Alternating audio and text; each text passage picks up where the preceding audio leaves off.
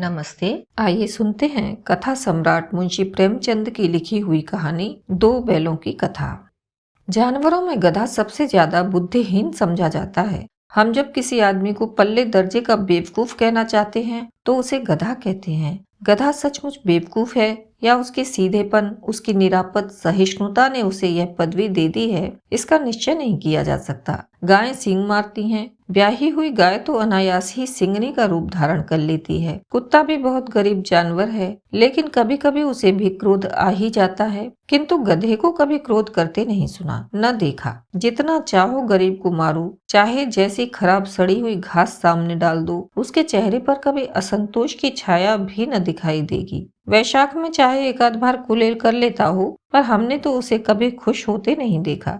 उसके चेहरे पर एक स्थायी विषाद स्थायी रूप से छाया रहता है। सुख दुख हानि लाभ किसी भी दशा में उसे बदलते नहीं देखा। ऋषियों मुनियों के जितने गुण हैं वे सभी उसमें पराकाष्ठा को पहुंच गए हैं, पर आदमी उसे बेवकूफ कहता है। सद्गुणों का इतना अनादर कहीं नहीं देखा। कदाचित सीधापन संसार के लिए उपयुक्त नहीं है। देखिए ना, भारतवासियों की अफ्रीका में क्यों दुर्दशा हो रही है। अमेरिका में उन्हें घुसने नहीं दिया जाता। बेचारे शराब नहीं पीते, 4 पैसे कुछ समय के लिए बचा कर रखते हैं, जी तोड़कर काम करते हैं, किसी से लड़ाई झगड़ा नहीं करते, 4 बातें सुनकर गम खा जाते हैं, फिर भी बदनाम हैं। कहा जाता है वे जीवन के आदर्श को नीचा करते हैं। अगर वे भी ईंट का जवाब पत्थर से देना सीख जाते तो शायद सभ्य कहलाने लगते। जापान की मिसाल सामने है। एक ही विजय ने उसे संसार की सभ्य जातियों में गण्य बना दिया। लेकिन गधे का एक छोटा भाई और भी है जो उससे कुछ ही कम गधा है, और वह है बैल। जिस अर्थ में हम गधा शब्द का प्रयोग करते हैं, कुछ उसी से मिलते जुलते अर्थ में बछिया के ताऊ का भी प्रयोग करते हैं। कुछ लोग बैल को शायद बेवकूफों में सर्वश्रेष्ठ कहेंगे, मगर हमारा विचार ऐसा नहीं है। बैल कभी कभी मारता भी है, कभी अड़ियल बैल भी देखने में आ जाता है, और भी कई रीतियों से वह अपना असंतोष प्रकट कर देता है। अतएव उसका स्थान गधे से नीचा है। झूरी काछी के दोनों बैलों के नाम थे हीरा और मोती। दोनों पछाई जाति के थे, देखने में सुंदर, काम में चौकस, डील ऊंचे। बहुत दिनों साथ रहते रहते दोनों में भाईचारा हो गया था। दोनों आमने सामने या आसपास बैठे हुए एक दूसरे से मूक भाषा में विचार विनिमय करते थे। एक दूसरे के मन की बात कैसे समझ जाता था हम नहीं कह सकते। अवश्य ही उनमें कोई ऐसी गुप्त शक्ति थी जिससे जीवों में श्रेष्ठता का दावा करने वाला मनुष्य वंचित है। दोनों एक दूसरे को चाटकर और सूंघकर अपना प्रेम प्रकट करते। कभी कभी दोनों सींग भी मिला लिया करते थे, विग्रह के भाव से नहीं, केवल विनोद के भाव से, आत्मीयता के भाव से। जैसे दोस्तों में घनिष्ठता होते ही धौल धप्पा होने लगता है, इसके बिना दोस्ती कुछ फुसफुसी, कुछ हल्की सी रहती है, जिस पर ज्यादा विश्वास नहीं किया जा सकता। जिस वक्त ये दोनों बैल हल या गाड़ी में जोत दिए जाते और गर्दन हिला हिलाकर चलते, उस वक्त हर एक की यही चेष्टा होती थी कि ज्यादा से ज्यादा बोझ मेरी ही गर्दन पर रहे। दिन भर के बाद दोपहर या संध्या को दोनों खुलते तो एक दूसरे को चाट चूट कर अपनी थकान मिटा लिया करते। नांद में खली भूसा पड़ जाने के बाद दोनों साथ उठते, साथ नांद में मुंह डालते और साथ ही बैठते थे। एक मुंह हटा लेता तो दूसरा भी हटा लेता था। संयोग की बात, झूरी ने एक बार गोई को ससुराल भेज दिया। बैलों को क्या मालूम वे क्यों भेजे जा रहे हैं। समझे मालिक ने हमें बेच दिया। अपना यूं बेचा जाना उन्हें अच्छा लगा या बुरा, कौन जाने। पर झूरी के साले गया को घर तक गोई ले जाने में दांतों पसीना आ गया। पीछे से हाँकता तो दोनों दाएं बाएं भागते, पगहिया पकड़कर आगे से खींचता तो दोनों पीछे को जोर लगाते, मारता तो दोनों सींग नीचे करके हुंकारते। अगर ईश्वर ने उन्हें वाणी दी होती तो झूरी से पूछते, तुम हम गरीबों को क्यों निकाल रहे हो? हमने तो तुम्हारी सेवा करने में कोई कसर नहीं उठा रखी। अगर इतनी मेहनत से काम न चलता था तो और काम ले लेते। हमें तो तुम्हारी चाकरी में मर जाना कबूल था। हमने कभी दाने चारे की शिकायत नहीं की। तुमने जो कुछ खिलाया वह सिर झुकाकर खा लिया। फिर तुमने हमें इस जालिम के हाथों क्यों बेच दिया? संध्या समय दोनों बैल अपने नए स्थान पर पहुंचे। दिन भर के भूखे थे, लेकिन जब नांद में लगाए गए तो एक ने भी उसमें मुंह न डाला। दिल भारी हो रहा था। जिसे उन्होंने अपना घर समझ रखा था वह आज उनसे छूट गया था। यह नया घर, नया गांव, नए आदमी, सब उन्हें बेगानों से लगते थे। दोनों ने अपनी मूक भाषा में सलाह की। एक दूसरे को कनखियों से देखा और लेट गए। जब गांव में सोता पड़ गया तो दोनों ने जोर मारकर पगहे तुड़ा डाले और घर की तरफ चले। पगहे बहुत मजबूत थे, अनुमान न हो सकता था कि कोई बैल उन्हें तोड़ सकेगा, पर इन दोनों में इस समय दूनी शक्ति आ गई थी। एक एक झटके में रस्सियां टूट गईं। झूरी प्रातःकाल सोकर उठा तो देखा कि दोनों बैल चरनी पर खड़े हैं। दोनों की गर्दनों में आधा आधा गराव लटक रहा है, घुटनों तक पांव कीचड़ से भरे हैं और दोनों की आंखों में विद्रोहमय स्नेह झलक रहा है। झूरी बैलों को देखकर स्नेह से गदगद हो गया, दौड़कर उन्हें गले लगा लिया। प्रेमालिंगन और चुंबन का वह दृश्य बड़ा ही मनोहर था। घर और गांव के लड़के जमा हो गए और तालियां बजा बजा कर उनका स्वागत करने लगे। गांव के इतिहास में वह घटना अभूतपूर्व न होने पर भी महत्वपूर्ण थी। बाल सभा ने निश्चय किया, दोनों पशुवीरों को अभिनंदन पत्र देना चाहिए। कोई अपने घर से रोटियां लाया, कोई गुड़, कोई चोकर, कोई भूसी। एक बालक ने कहा, ऐसे बैल किसी के पास न होंगे। दूसरे ने समर्थन किया, इतनी दूर से दोनों अकेले चले आए। तीसरा बोला, बैल नहीं हैं, वे उस जन्म के आदमी हैं। इसका प्रतिवाद करने का किसी को साहस न हुआ। झूरी की स्त्री ने बैलों को द्वार पर देखा तो जल उठी, बोली, कैसे नमक हराम बैल हैं कि एक दिन वहां काम न किया, भाग खड़े हुए। झूरी अपने बैलों पर यह आक्षेप न सुन सका। नमक हराम क्यों है? चारा दाना न दिया होगा तो क्या करते? स्त्री ने रौब के साथ कहा, बस तुम ही तो बैलों को खिलाना जानते हो और तो सभी पानी पिला पिला कर रखते हैं। झूरी ने चिढ़ाया, चारा मिलता तो क्यों भागते? स्त्री चिढ़ी, भागे इसलिए कि वे लोग तुम जैसे बुद्धुओं की तरह बैलों को सहलाते नहीं, खिलाते हैं तो रगड़कर जोतते भी हैं। ये दोनों ठहरे कामचोर, भाग निकले। अब देखूं कहाँ से खली और चोकर मिलता है। सूखे भूसे के सिवा कुछ न दूंगी, खाए चाहे मरे। वही हुआ। मजूर को कड़ी ताकीद कर दी गई कि बैलों को खाली सूखा भूसा दिया जाए। बैलों ने नाद में मुंह डाला तो फीका फीका, न कोई चिकनाहट न कोई रस, क्या खाएं। आशा भरी आंखों से द्वार की ओर ताकने लगे। झूरी ने मजूर से कहा, थोड़ी सी खली क्यों नहीं डाल देता बे? मालकिन मुझे मार ही डालेंगी। चुरा कर डाला? ना दादा, पीछे से तुम भी उन्हें किसी कहोगे। दूसरे दिन झूरी का साला फिर आया और बैलों को ले चला। अब की उसने दोनों को गाड़ी में जोता। 2-4 बार मोती ने गाड़ी को सड़क की खाई में गिराना चाहा, पर हीरा ने संभाल लिया। वह ज्यादा सहनशील था। संध्या समय घर पहुंचकर उसने दोनों को मोटी रस्सियों से बांधा और कल की शरारत का मजा चखाया। फिर वही सूखा भूसा दिया। अपने दोनों बैलों को खली चूनी सब कुछ दी। दोनों बैलों का ऐसा अपमान कभी न हुआ था। झूरी इन्हें फूल की छड़ी से भी न छूता था। उसकी टिटकार पर दोनों उड़ने लगते थे।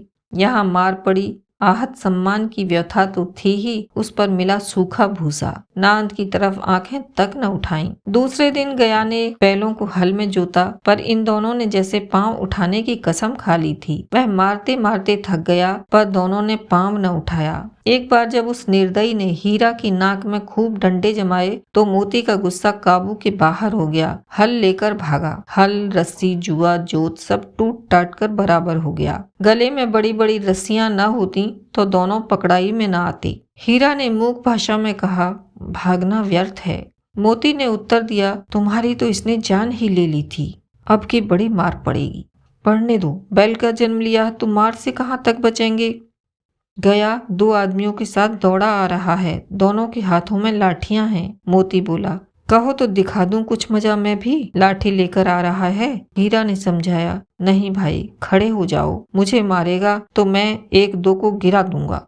नहीं, हमारी जाति का यह धर्म नहीं है। मोती दिल में ऐंठ कर रह गया। गया आ पहुंचा और दोनों को पकड़कर ले चला।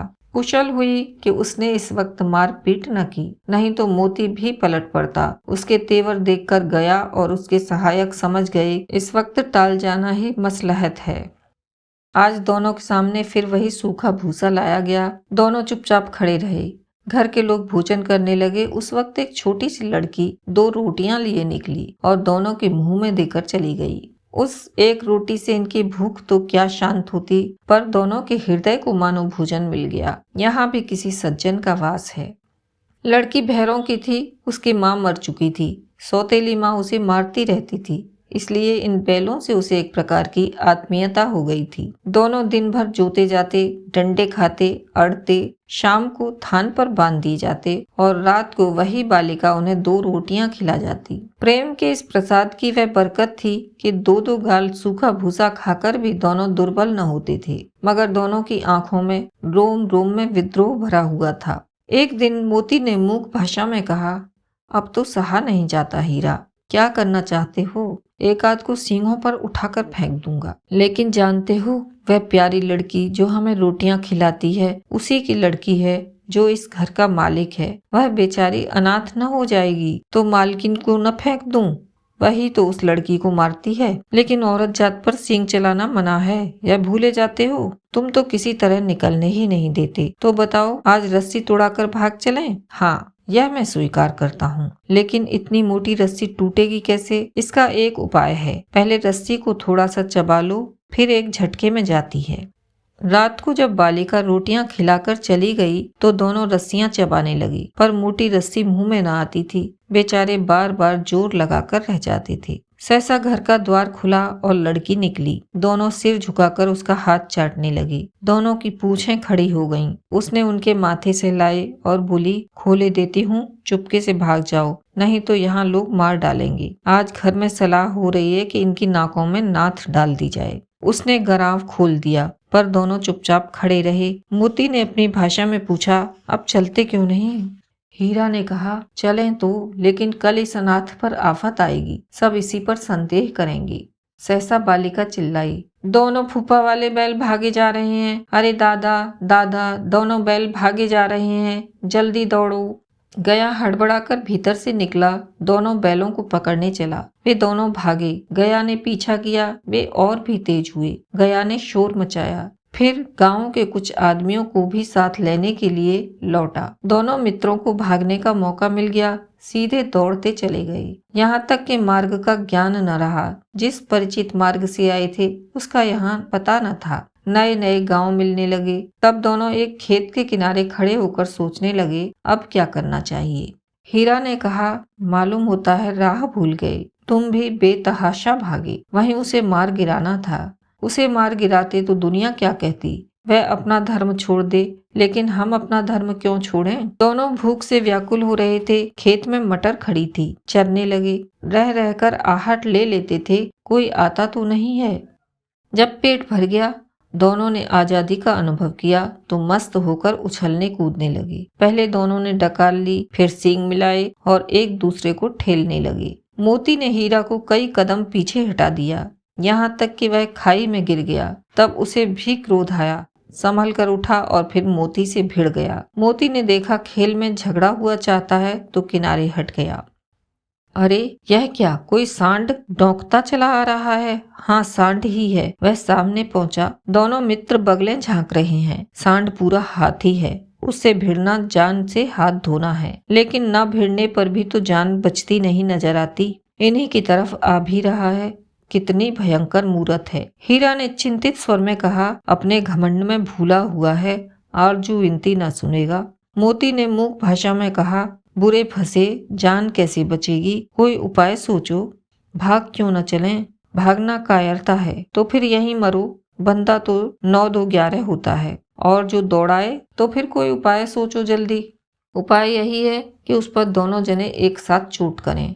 मैं आगे से रगेदता हूँ, तुम पीछे से रगेद दो। दोहरी मार पड़ेगी तो भाग खड़ा होगा। ज्यों ही मेरी ओर झपटे तुम बगल से उसके पेट में सींग घुसेड़ देना। जान जोखिम है, पर दूसरा उपाय नहीं है। दोनों मित्र जान हथेलियों पर लेकर लपकी। सांड को भी संगठित शत्रुओं से लड़ने का तजुर्बा न था। वह तो एक शत्रु से मल्ल युद्ध करने का आदी था। ज्यों ही हीरा पर झपटा, मोती ने पीछे से दौड़ाया। सांड उसकी तरफ मुड़ा तो हीरा ने रगेदा। सांड चाहता था कि एक एक करके दोनों को गिरा ले, पर ये दोनों भी उस्ताद थे, उसे यह अवसर न देते थे। एक बार सांड झल्लाकर हीरा का अंत कर देने के लिए चला तो मोती ने बगल से आकर उसके पेट में सींग भोंक दी। सांड क्रोध में आकर पीछे फिरा तो हीरा ने दूसरे पहलू में सींग चुभा दिया। आखिर बेचारा जख्मी होकर भागा और दोनों मित्रों ने दूर तक उसका पीछा किया, यहाँ तक कि सांड बेदम होकर गिर पड़ा। तब दोनों ने उसे छोड़ दिया। दोनों मित्र विजय के नशे में झूमते चले जाते थे। मोती ने अपनी सांकेतिक भाषा में कहा, मेरा जी तो चाहता था कि बच्चों को मार ही डालूं। हीरा ने तिरस्कार किया, गिरे हुए बैरी पर सींग न चलाना चाहिए। यह सब ढोंग है। बैरी को ऐसा मारना चाहिए कि फिर न उठे। अब घर कैसे पहुंचेंगे यह सोचो, पहले कुछ खा लें तो सोचें। सामने मटर का खेत था ही, मोती उसमें घुस गया। हीरा मना करता रहा पर उसने एक न सुनी। अभी 2 ही 4 ग्रास खाए थे कि 2 आदमी लाठियां लिए दौड़ पड़े और दोनों को घेर लिया। हीरा तो मेड़ पर था, निकल गया। मोती सींचे हुए खेत में था। उसके खुर कीचड़ में धंसने लगे, न भाग सका, पकड़ लिया गया। हीरा ने देखा संगी संकट में है तो लौट पड़ा, फंसेंगे तो दोनों साथ फंसेंगे। रखवालों ने उसे भी पकड़ लिया। प्रातः काल दोनों मित्र कांजी हाउस में बंद कर दिए गए। दोनों मित्रों को जीवन में पहली बार ऐसा साबका पड़ा कि सारा दिन बीत गया और खाने को एक दिन का भी न मिला। समझ ही में न आता था यह कैसा स्वामी है। इससे तो गया फिर भी अच्छा था। यहाँ कई भैंसें थीं, कई बकरियां, कई घोड़े, कई गधे, पर किसी के सामने चारा न था। जमीन पर मुर्दों की तरह पड़े थे। कई तो इतने कमजोर हो गए थे कि खड़े भी न हो सकते थे। सारा दिन दोनों मित्र फाटक की ओर टकटकी लगाए ताकते रहे, पर कोई चारा लेकर आता न दिखाई दिया। तब दोनों ने दीवार की नमकीन मिट्टी चाटनी शुरू की, पर इससे क्या तृप्ति होती। रात को जब कुछ भोजन न मिला तो हीरा के दिल में विद्रोह की ज्वाला दहक उठी। मोती से बोला, अब तो रहा नहीं जाता मोती। मोती ने सिर लटकाए हुए जवाब दिया, मुझे तो मालूम होता है प्राण निकल रहे हैं। इतनी जल्दी हिम्मत न हारो भाई, यहाँ से भागने का कोई उपाय निकालना चाहिए। आओ दीवार तोड़ डालें, मुझसे तो अब कुछ न होगा। बस इसी बूते पर अकड़ते थे, सारी अकड़ निकल गई। बाड़े की दीवार कच्ची थी। हीरा मजबूत तो था ही, अपने नुकीले सींग दीवार में गड़ा दिए और जोर मारा तो मिट्टी का एक चिप्पड़ निकल आया। फिर तो उसका साहस बढ़ा। उसने दौड़ दौड़ कर दीवार पर चोटें की और हर चोट में थोड़ी थोड़ी मिट्टी गिराने लगा। उसी समय कांजे हौस का चौकीदार लालटेन लेकर जानवरों की हाजिरी लेने आ निकला। हीरा का यह उजड्डपन देखकर उसने उसे कई डंडे रसीद किए और मोटी सी रस्सी से बांध दिया। मोती ने पड़े पड़े कहा, आखिर मार खाई, क्या मिला? अपने बूते भर जोर तो मार लिया। ऐसा जोर मारना किस काम का कि और बंधन में पड़ गई। जोर तो मारता ही जाऊंगा, चाहे कितने ही बंधन पड़ते जाएं। जान से हाथ धोना पड़ेगा, कुछ परवाह नहीं, यूं भी तो मरना ही है। सोचो दीवार खुद जाती तो कितनी जानें बच जाती। इतने भाई यहाँ बंद हैं, किसी की देह में जान नहीं है। 2-4 दिन और यही हाल रहा तो सब मर जाएंगे। हाँ, यह बात तो है। अच्छा तो लो, फिर मैं भी जोर लगाता हूँ। मोती ने भी दीवार में उसी जगह सींग मारा। थोड़ी सी मिट्टी गिरी और हिम्मत बढ़ी। फिर तो वह दीवार में सींग लगाकर इस तरह जोर करने लगा मानो किसी द्वंद्वी से लड़ रहा हो। आखिर कोई 2 घंटे की जोर आजमाइश के बाद दीवार ऊपर से लगभग 1 हाथ गिर गई। उसने दूनी शक्ति से दूसरा धक्का मारा तो आधी दीवार गिर पड़ी। दीवार का गिरना था कि अधमरे से पड़े हुए सभी जानवर चेत उठे। तीनों घोड़ियां सरपट भाग निकलीं, फिर बकरियां निकलीं, इसके बाद भैंसें भी खिसक गईं, पर गधे अभी तक ज्यों के त्यों खड़े थे। हीरा ने पूछा, तुम दोनों क्यों नहीं भाग जाते? एक गधे ने कहा, जो कहीं पकड़ लिए जाएं तो क्या हरज है, अभी तो भागने का अवसर है। हमें तो डर लगता है, हम यहीं पड़े रहेंगे। आधी रात से ऊपर जा चुकी थी। दोनों गधे अभी तक खड़े सोच रहे थे कि भागें या न भागें, और मोती अपने मित्र की रस्सी तोड़ने में लगा हुआ था। जब वह हार गया तो हीरा ने कहा, तुम जाओ, मुझे यहीं पड़ा रहने दो, शायद कहीं भेंट हो जाए। मोती ने आंखों में आंसू लाकर कहा, तुम मुझे इतना स्वार्थी समझते हो हीरा? हम और तुम इतने दिनों एक साथ रहे हैं, आज तुम विपत्ति में पड़ गए तो मैं तुम्हें छोड़कर अलग हो जाऊं? हीरा ने कहा, बहुत मार पड़ेगी, लोग समझ जाएंगे यह तुम्हारी शरारत है। मोती गर्व से बोला, जिस अपराध के लिए तुम्हारे गले में बंधन पड़ा उसके लिए अगर मुझ पर मार पड़े तो क्या चिंता। इतना तो हो ही गया कि 9-10 प्राणियों की जान बच गई, वे सब तो आशीर्वाद देंगे। यह कहते हुए मोती ने दोनों गधों को सींगों से मार मार कर बाड़े के बाहर निकाला और तब अपने बंधु के पास आकर सो रहा। भोर होते ही मुंशी और चौकीदार तथा अन्य कर्मचारियों में खलबली मच गई। मोती की खूब मरम्मत हुई और उसे भी मोटी रस्सी से बांध दिया गया। एक सप्ताह तक दोनों मित्र वहां बंधे पड़े रहे। किसी ने चारे का एक तृण भी न डाला। हाँ, एक बार पानी दिखा दिया जाता था, वही उनका आधार था। दोनों इतने दुर्बल हो गए थे कि उठा तक न जाता था। ठठरियां निकल आई थीं। एक दिन बाड़े के सामने डुग्गी बजने लगी और दोपहर होते होते वहां 50-60 आदमी जमा हो गए। तब दोनों मित्र निकाले गए और उनकी देखभाल होने लगी। लोग आ आकर उनकी सूरत देखते और मन फीका करके चले जाते। ऐसे मृतक बैलों का कौन खरीदार होता। सहसा एक दड़ियल आदमी, जिसकी आंखें लाल थीं और मुद्रा अत्यंत कठोर, आया और दोनों मित्रों के कूल्हों में उंगली गोदकर मुंशी जी से बातें करने लगा। उसका चेहरा देखकर अंतर्ज्ञान से दोनों मित्रों के दिल कांप उठे। वह कौन है और क्यों टटोल रहा है, इस विषय में उन्हें कोई संदेह न हुआ। दोनों ने एक दूसरे को भयभीत नेत्रों से देखा और सिर झुका लिया। हीरा ने कहा, गया के घर से नाहक भागे, अब जान न बचेगी। मोती ने अश्रद्धा भाव से उत्तर दिया, कहते हैं भगवान सबके ऊपर दया करते हैं, उन्हें हमारे ऊपर क्या दया नहीं आती। भगवान के लिए हमारा मरना जीना दोनों बराबर हैं। चलो अच्छा ही है, कुछ दिन उनके पास तो रहेंगे। एक बार भगवान ने उस लड़की के रूप में हमें बचाया था, क्या अब न बचाएंगे। यह आदमी छुरी चलाएगा, देख लेना। तो क्या चिंता है, मांस, खाल, सींग, हड्डी सब किसी न किसी के काम आ जाएंगी। नीलाम हो जाने के बाद दोनों मित्र उस दड़ियल के साथ चले। दोनों की बोटी बोटी कांप रही थी। बेचारे पांव तक न उठा सकते थे, पर भय के मारे गिरते पड़ते भागे जाते थे, क्योंकि वह जरा भी चाल धीमी हो जाने पर जोर से डंडा जमा देता था। राह में गाय बैलों का एक रेवड़ हरे हरे हार में चरता नजर आया। सभी जानवर प्रसन्न थे, चिकने चपल। कोई उछलता था, कोई आनंद से बैठा पागुर करता था। कितना सुखी जीवन था इनका, पर कितने स्वार्थी हैं सब। किसी को चिंता नहीं कि उनके दो भाई बधिक के हाथ पड़े कैसे दुखी हैं।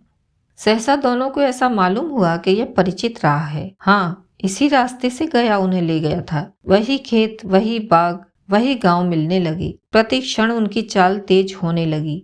सारी दुर्बलता गायब हो गई। यह तो अपनी ही राह आ गया। इसी कुएं पर हम पुर चलाने आया करते थे। हाँ, यही कुआं है। मोती ने कहा, हमारा घर नगीच आ गया। हीरा बोला, भगवान की दया है। मैं तो अब घर भागता हूँ। यह जाने देगा, इसे मैं मार गिराता हूँ। नहीं नहीं, दौड़कर थान पर चलो, वहां से हम आगे न जाएंगे। दोनों उन्मत्त होकर बछड़ों की भांति कुलेलें करते हुए घर की ओर दौड़े। वह हमारा थान है। दोनों दौड़कर अपने थान पर आए और खड़े हो गए। दड़ियल भी पीछे पीछे दौड़ा चला आता था। झूरी द्वार पर बैठा धूप खा रहा था।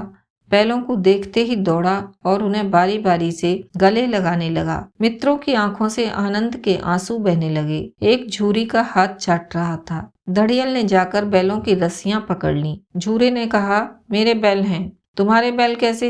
मैं मवेशी खाने से नीलाम लिए आता हूँ। मैं तो समझता हूँ चुराई लिए आते हो। चुपके से चले जाओ, मेरे बैल हैं। मैं बेचूंगा तो बिकेंगे। किसी को मेरे बैल नीलाम करने का क्या अख्तियार है? जाकर थाने में रपट कर दूंगा। मेरे बैल हैं, इसका सबूत यह है कि मेरे द्वार पर खड़े हैं। दड़ियल झल्लाकर बैलों को जबरदस्ती पकड़ ले जाने के लिए बढ़ा। उसी वक्त मोती ने सींग चलाया। दड़ियल पीछे हटा। मोती ने पीछा किया।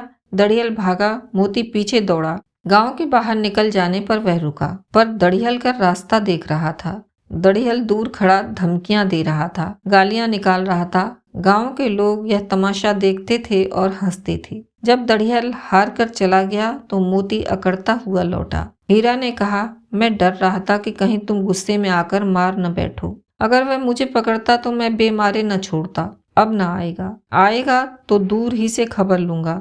देखूं कैसे ले जाता है। जो गोली मरवा दे, मर जाऊंगा, पर उसके काम तो ना आऊंगा। हमारी जान को कोई जान ही नहीं समझता, इसलिए कि हम इतने सीधे होते हैं। जरा देर में नादों में खली, भूसा, चोकर और दाना भर दिया गया और दोनों मित्र खाने लगे। झूरे खड़ा दोनों को सहला रहा था और 20 लड़के तमाशा देख रहे थे। सारे गांव में उछाह सा मालूम होता था। उसी समय मालकिन ने आकर दोनों के माथे चूम लिए। अभी आप सुन रहे थे मुंशी प्रेमचंद की लिखी कहानी दो बैलों की कथा। आशा है आपको यह कहानी पसंद आई होगी। आप ऐसी ही और कहानियाँ सुनना चाहते हैं तो कृपया चैनल को सब्सक्राइब करें। नवीनतम कहानियों के लिए घंटी के बटन को दबाएं, कमेंट अवश्य करें। आपका कोई सुझाव है या फिर कोई विशेष कहानी सुनना चाहते हैं तो वह भी कमेंट बॉक्स में लिखें।